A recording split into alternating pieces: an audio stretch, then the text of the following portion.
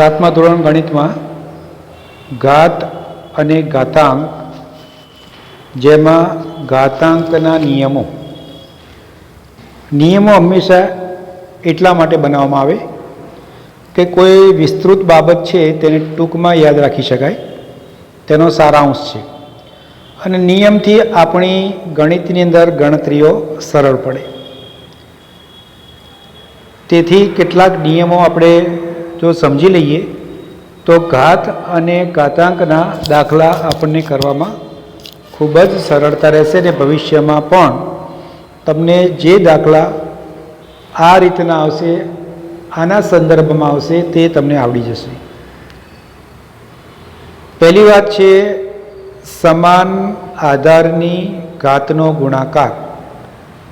જો આધાર સમાન હોય, અહીંયા તમે જુઓ બંનેમાં આધાર 2 છે, સમાન છે, તો આપણે જો એને વિસ્તૃત સ્વરૂપે લખીએ ગુણાકાર સ્વરૂપે, તો 2 ની 2 ઘાતનો મતલબ 2 ગુણાકારમાં 2, 2 ની 3 ઘાતનો મતલબ 2 નો 3 વખત ગુણાકાર. તો કુલ મિલાવીને કેટલો થાય છે? 2 નો 5 વખત. મતલબ એને આપણે ઘાત સ્વરૂપે લખીએ તો 2 ની 5 ઘાત. એનો મતલબ શું થયો? અહીંયાથી ડાયરેક્ટ વિચારો તો 2 ઘાતાંક છે અને 3 ઘાતાંક છે, એનો સરવાળો તમને મળ્યો 5. સેમ તમે નીચે વિચારો, આધાર સમાન છે -3, ઘાતાંક 4 અને 3 છે, તો એને વિસ્તૃત ગુણાકાર પુનરાવર્તિત લખીને તમે ટૂંકમાં દર્શાવશો ઘાત સ્વરૂપે તો એનો ઘાતાંક 7 મળે છે. કોના જેટલો? તો 4 + 3 જેટલો. તો આના ઉપરથી તમને એક નિયમ ધ્યાનમાં આવી ગયો કે જ્યારે આધાર સરખા હોય તો ગુણાકારમાં ઘાતાંકનો સરવાળો થાય છે. આધાર સરખા હોય અને ગુણાકાર આપેલા હોય તો ઘાતાંકોનો સરવાળો થાય છે. એટલે કે a ની 2 ઘાત વત્તા 4 ઘાત બરાબર a ની 6 ઘાત. એકદમ તમને સમજણમાં આવી ગયું. આ રીતે કોઈ પણ તમે મોટા ઘાત હોય સમાન આધારના ગુણાકારમાં આ રીતે કરી શકો. તમે જાતે કરી શકો. જો -11 ની 2 ઘાત અને -11 ની 6 ઘાત, બોલો કેટલા થશે? બોલો કેટલી થાય? 2 + 6 એટલે જવાબ આવશે 8. અહીંયા જો આધાર સરખા છે, 2 + 3 એટલે જવાબ આવશે 5. બોલો 7. બોલો 30. Very good. તો આ રીતે એક સાદો નિયમ હવે અસ્તિત્વમાં આવી ગયો અને તે નિયમ એટલે આધાર સરખા તો ગુણાકારના ઘાત માટે ઘાતાંકોનો સરવાળો થાય છે. ફરતી ઘાત સ્વરૂપમાં ગુણાકારમાં જ્યારે આધાર સરખો હોય ત્યારે ઘાતાંકોનો સરવાળો થાય છે. ચલો આ તમે આ બોલો, x ની a ઘાત પ્લસ x ની a ઘાત ગુણાકારમાં x ની b ઘાત, તો જવાબ શું આવે? x ની a + b. તો આ આપણા માટે એક નિયમ થઈ ગયો અને એ નિયમ આપણે હંમેશા યાદ રાખીશું. પ્રયત્ન કરો. ચલો જાતે. પહેલાંનો જવાબ શું આવશે? બોલો જાતે બોલો. 2 ની 8 ઘાત. બીજામાં બોલો ડાયરેક્ટ p ની 5 ઘાત. ત્રીજામાં બોલો 4 ની ગુણાકાર કરો કે સરવાળો કરો? 3 અને 2 નો 5 ઘાત. આ રીતે આગળના જાતે કરો. વિચારો, ગણો. 2 ની 3 ઘાત અને 3 ની 2 ઘાત. શું તમે ઘાતાંકોનો સરવાળો કરી શકશો? તો કે ના. શા માટે? આધાર સમાન નથી. આધાર એકમાં 2 છે અને બીજા ઘાતમાં આધાર 3 છે. આધાર સરખા ન હોય તો આપણે ડાયરેક્ટ સરવાળો કરી શકતા નથી. ત્યાં જો બરાબર 2 છે 3 છે, આધાર કેવો હોવો જોઈએ? સરખો. આધાર સરખા હોય ત્યારે જ આ નિયમ લાગુ પડે છે. સરખા આધાર પર ઘાતાંકોનો ભાગાકાર.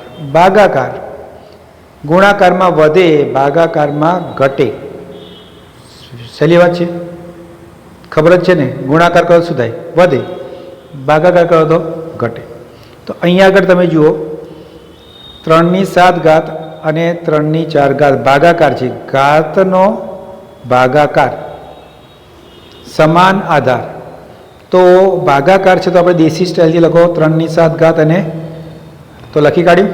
ઉપર 7 વખત 3, નીચે 4 વખત 3. પણ તમને અહીંયા ખબર છે કે આ તો કેન્સલ થઈ જાય. 4 કેન્સલ થઈ ગયા. રહ્યું શું? 3 વખત 3 રહ્યા, મતલબ 3/3. એનો મતલબ શું થયો? 7માંથી 4 બાદ કર્યા. ગુણાકારમાં શું હતું? ઘાતના ગુણાકારમાં સમાન આધાર માટે સરવાળો. તો અહીંયા આગળ ભાગાકારમાં બાદબાકી. ભાગાકારમાં બાદબાકી. અહીંયા પણ જુઓ 6માંથી 2 કાઢો તો કેટલા આવશે? 4. જવાબ આવશે 5/4. 5/4. નિયમ આવડી ગયો. ભાગાકારમાં જ્યારે ઘાતના આધાર સમાન હોય ત્યારે ઘાતાંકોની બાદબાકી થાય છે. ચલો જાતે કરો. અહીંયા આગળ 9 - 6 એટલે 3. અહીંયા આગળ 3. આ રીતે તમે કોઈ પણ દાખલા ભાગાકારમાં સમાન આધાર માટે વિચારી શકો છો. જુઓ અહીંયા આગળ પણ તમને આવડશે. જાતે કરો ને. 5. ચલો ચલો ચલો જાતે. જાત મહેનત જિંદાબાદ. વ્યાપક રીતે શૂન્ય સિવાયના પૂર્ણાંક એ માટે જે ગુણાકારનો નિયમ હતો એની જગ્યાએ હવે ભાગાકારનો નિયમ. ભાગાકાર હોય તો ઘાતાંકોની બાદબાકી. જ્યાં આપણો એમની કિંમત n કરતાં મોટી છે ત્યારે આપણે આ રીતે કરીએ છીએ. અહીંયા આગળ આપણે આ રીતે લઈએ છીએ. ક્લિયર? ઘાતમાં ગુણાકાર આધાર સમાન તો સરવાળો, ઘાતમાં ભાગાકાર આધાર સમાન તો ઘાતાંકોની બાદબાકી. ગુણાકાર હોય તો ઘાતાંકોનો સરવાળો, બાદબાકી હોય તો ભાગાકાર હોય તો ઘાતાંકોની બાદબાકી. ઘાતનો ઘાત, ઘાતનો પણ ઘાત. તો ઘાતનો ઘાત કરવો હોય તો શું કરવાનું? તો અહીંયા પહેલું આપ્યું છે 2/3 કૌંસ બાર 2 તો તમે વિચાર લો કે આપણું આ એક જ પદ છે તો કેટલી વાર લખવું પડે? તો 2 વાર લખવું પડે. 2 વખત ગુણાકાર. તો 2/3 2/3 2 વખત લખી કાઢી. હવે 2/3 અને 2/3 આગળના નિયમ પ્રમાણે થઈ ગયો. આધાર સમાન તો ઘાતાંકોનો શું થઈ જાય? સરવાળો. તો 3 ને 3 શું થઈ ગયા? 6 થઈ ગયા. તો તમે ઇઝી શું કરશો? તો તમે કરીશું વાસ્તવમાં તો 2/3 એની 2 ઘાતનો ઘાત. તો આ ઘાતાંકોનો ગુણાકાર કરીશું. 3 દુ 6 ડાયરેક્ટ. અહીંયા સરવાળો કરવાનો નથી. ક્લિયર? બીજામાં જુઓ. ચલો એકદમ ક્લિયર થઈ જશે. તમે વિચાર લો 3/2 4 તો 4 દુ 8. 3/8. 3/8. ચલો શું થશે? 7/20. જો અહીંયા બધા થઈ ગયા. તો નિયમ કયો થયો? નિયમ. નિયમ એટલે શું? નિયમ બધાને લાગુ પડે. ઉદાહરણ અલગ અલગ હોઈ શકે. અહીંયા આગળ એમની 3 એની એમની 3 તો એની 3m. ચલો નિયમ બોલી જાઓ. હવે તમે નિયમ જાતે બનાવી શકો. કોઈ પણ ઘાતનો ઘાત આપેલો હોય એની m એનો ઘાત n તો ઘાતાંક m અને n નો ગુણાકાર થાય છે. આ પૂર્ણ સંખ્યાઓ માટે આપણે ભણી રહ્યા છીએ. આગળ તમને અપૂર્ણાંક સંખ્યાઓ અને વર્ગમૂળવાળી સંખ્યાઓનો પણ અભ્યાસ કરવાનો આવશે. ઉદાહરણ 7 5/2 ગુણાકારમાં 3 અને 5/2 માં કયું પદ મોટું? તો કિંમત શોધવી પડે. કયું પદ મોટું? તો કિંમત શોધવી પડે. અથવા એના ઘાત સરખાવવા પડે. તો પહેલાંમાં તમે જુઓ, પહેલાંની કિંમત કરો તો 5ની 2 ઘાત એટલે પાયા 25 અને એની સાથે ગુણાકારમાં 3 એટલે થશે 75. અને બીજામાં 5ની 2 ઘાતની 3 ઘાત એટલે 3 દુ 6 એટલે 5ની 6 ઘાતની કિંમત 15,625. તેથી તમે જોઈને કહી શકો, ડાયરેક્ટ પણ કહી શકો કે આના કરતાં 5ની 2 ઘાતની 3 ઘાત જે છે તે કિંમત મોટી છે. આ મોટી છે, આ નાની, બીજી નાની. સરખા ઘાતાંકના ઘાતનો ગુણાકાર. સરખા ઘાતાંકના ઘાતનો ગુણાકાર તો એ કરો. જોઈએ, અહીંયા આગળ ઉપરના ઘાતાંક સરખા છે પણ આધાર સરખા નથી. તો તમે અહીંયા શું લખી શકો? 2 ને 3 વખત લખી શકો ગુણાકારમાં, 3 ને 3 વખત ગુણાકારમાં લખી શકો. હવે જોડી બનાવી દો, સમાન જોડી. તો 3 દુ 6, 3 દુ 6, 3 દુ 6. તો 6નો 3 વખત ગુણાકાર છે, મતલબ 6ની 3 ઘાત. તો એક્ઝેક્ટ શું કર્યું? તો 2 ગુણાકારમાં 3 આવું જે આપેલું છે તેમાં ફરીથી લખું છું 2ની 3 ઘાત ગુણાકારમાં 3ની 3 ઘાત. આમાં જે આપેલું છે તેમાં આ જે છે ને 3ની 3 ઘાતાંક તરીકે તેને જરા ઉપર લઈ લો. ચલો, 2 ગુણાકારમાં 3 સરખી બાબત છે, ઉપર લઈ લીધું. ઉપર લીધું તો આ શું થયું? 3 દુ 6, 6ની 3 ઘાત. જવાબ સીધો. તો જેમ આધાર સરખા હતા ત્યારે ઘાતાંકોનો સરવાળો કર્યો હતો, પણ અહીંયા આગળ ઘાતાંક સરખા છે પણ આધાર સરખા નથી. તો આપણે શું કરવાનો? આધારનો ગુણાકાર કરવાનો, ઘાતાંકનો ચેન્જ કરતા નથી. પેલામાં પણ આધારનો ચેન્જ કરતા નહોતા, ઘાતાંકોનો સરવાળો કરતા હતા. અહીંયા આગળ ઘાતાંક જેમના તેમ આધારનો ગુણાકાર કરીએ છીએ. જુઓ, એના પછીનું તમને આવું આપ્યું છે, આધાર અલગ અલગ ઘાતાંક 4 સમાન. તો તમારે શું કરવાનું? 4 ગુણાકારમાં 3 ઉપર એવું વિચારો કે ઘાતાંક કોમન. તો 4 તારી 12ની 4 ઘાત. તે જ પ્રમાણે તમે આગળ વધી શકો છો. જુઓ, આ બહુ જ મહત્ત્વનું છે, કારણ કે આનો સંદર્ભ સમજવાનો છે. 3 અને a ઘાતાંક સમાન તો પર 2 ઘાત મૂકી દેવાની. એ જ પ્રમાણે અહીંયા આગળ a bની 4 ઘાત. આવું તમે વિચારો. હવે એનો કોમન લો બનાવો, સામાન્ય નિયમ. તો એનો સામાન્ય નિયમ શું થાય? જ્યારે ઘાતાંક m સમાન છે અને આધાર a અને b અલગ છે ત્યારે a bની m ઘાત થાય. તો કોઈ શૂન્ય સિવાયના પૂર્ણાંક a અને b માટે આ m એ જો પૂર્ણાંક સંખ્યા હોય, પૂર્ણ સંખ્યા હોય, તો તમે આ નિયમનો ઉપયોગ કરો. આ નિયમ બંને બાજુ છે, આમ પણ લખી શકાય ને આમ પણ. નિયમ હંમેશા ઇક્વલ ટુનો મતલબ શું? તમે આમથી આમ પણ લખી શકો. દાખલા તરીકે a bની m ઘાત, તો હું આવું પણ લખી શકું, a ની m ઘાત ગુણાકારમાં b ની m ઘાત. અથવા હું આવું પણ લખું, a ની m ઘાત ગુણાકારમાં b ની m ઘાત બરાબર a bની m ઘાત. બંને બાજુ લખી શકાય, કારણ કે ઇક્વલ ટુ છે. કોઈ ત્રાજુ હોય, બરાબર છે, એ ત્રાજવામાં તમે અહીંયા એનું વજન્ય મૂકો ને અહીંયા પદાર્થ મૂકો, અથવા બદલી કાઢો, તો પણ જવાબ તો કેવો આવવાનો છે?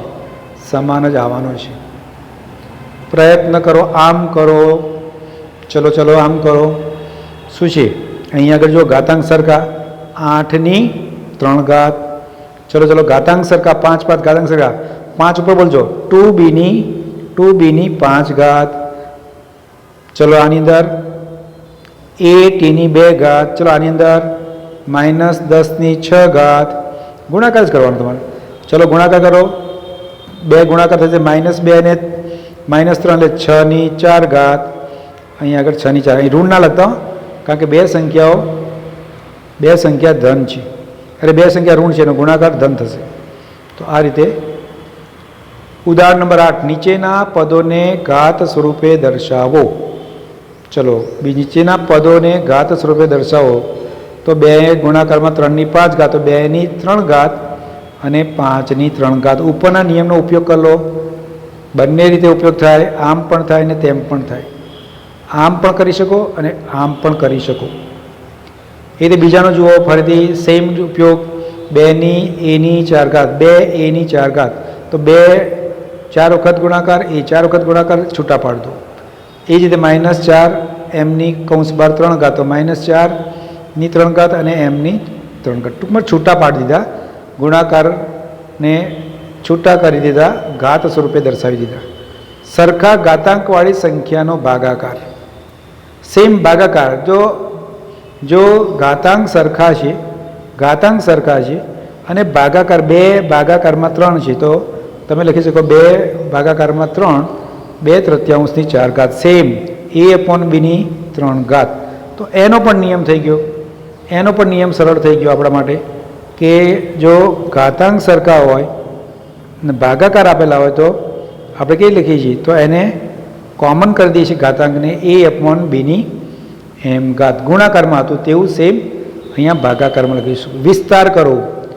9મું ઉદાહરણ 3/5ની 4 ઘાત અને બાકીનું બીજું છે તે કરીએ. પહેલાં આ કરીએ તો 3ની 4 ઘાત છૂટું પાડો, 5ની પણ 4 ઘાત. ઘણા છોકરા આની અંદર શું કરે છે, આવું કરે છે, ઉતાવળિયા બહુ હોય છે, ઉતાવળ કરીને ખોટું પાડે, આવું કરી દે. બસ આ ઉપર નથી, આ આખા કૌંસનું છે એટલે બંનેને લાગુ પડે અને એની તમે આ રીતે વિસ્તારમાં ગુણાકાર સ્વરૂપે દર્શાવો. બીજાને પણ વિસ્તાર કરો એટલે ગુણાકાર સ્વરૂપે દર્શાવો. ઘાતાંક શૂન્ય સાથેની સંખ્યા, જો ઘાતાંક શૂન્ય થઈ જાય તો શું થાય, તો પરિણામ 1 મળે. મતલબ આપણે કહીએ છીએ કે જેનો આધાર શૂન્ય ન હોય તેવી કોઈપણ શૂન્ય ઘાતાંકવાળી સંખ્યાની કિંમત 1 મળે છે. જો આમાં શું છે, 3ની 5 ઘાત, 3ની 5 ઘાત તો સમાન છે, બધું ઉડી જાય, બધું કટ થઈ જાય, જવાબ શું આવે, 1. તો 3ની 5 ઘાત -5 ઘાત એવું પણ લખી શકાય. તો 3ની 0 ઘાત અને 3ની 0 ઘાતની કિંમત હંમેશા 1 આવે. યાદ રાખો, 0 ઘાત આપી હોય તો જવાબ 1 આવે. યાદ રાખો, 7ની 0 ઘાતની કિંમત કહો, ડાયરેક્ટ કહો તો જવાબ 1 આવે. પણ 0ની 0 ઘાત આવું શોધી શકાય નહીં, નેવર, ક્યારે પણ કરવાનું નહીં. એ નિયમ એના માટે છે જ નહીં. શૂન્ય આધાર તરીકે લઈ શકીએ અને તેનો શૂન્ય ઘાતાંક કરી શકતા નથી. તો કોઈપણ સંખ્યાની મતલબ કોઈપણ સંખ્યા બોલું ત્યારે એટલું સમજવાનું, શૂન્ય સિવાયની પૂર્ણાંક સંખ્યા, શૂન્ય સિવાયની, શૂન્ય નહીં લેવાનું. કોઈ એવું ના બોલે કોઈપણ સંખ્યાની શૂન્ય ઘાતની કિંમત 1 આવે, ના. કોઈપણ સંખ્યા પણ શૂન્ય સિવાયની પૂર્ણાંક સંખ્યાની જો ઘાતાંક શૂન્ય હોય તો જવાબ કિંમત 1 મળે છે. એ પૂર્ણાંક પણ હોય, સમય હોય કે વાસ્તવિક સંખ્યા કંઈ પણ હોઈ શકે. ઘાતાંકના નિયમોનો ઉપયોગ થતો હોય તેવા ઉદાહરણો આવતી વખતે જોઈશું. તો આટલો અભ્યાસ તમે યાદ રાખો અને આપેલા જે ઉદાહરણ કર્યા છે તે ઉદાહરણના દાખલા પણ કરી લેવાના હોમવર્કમાં.